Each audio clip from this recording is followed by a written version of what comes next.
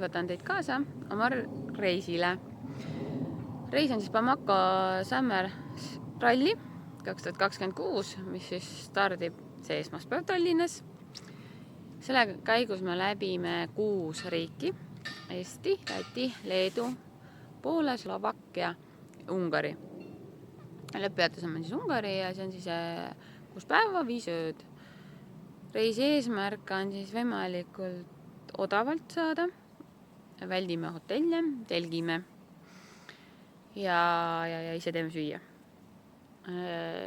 Et võtaksin teid hea meelega, näitaksin, kuidas ma auto ära pakin ja kuidas meil reis läheb.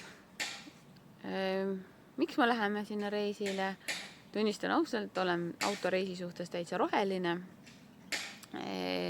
Aga meil on plaanis minna Budapest Bamako rallile 2028, mis siis lõpeb Afrikas, 6 aega on sõitu. Et lihvida ja kohendada oma varustust ja muid asju, siis oleks vaja nagu kuskilt vaikselt alustada. Miks mitte siis see ralli, see suvi.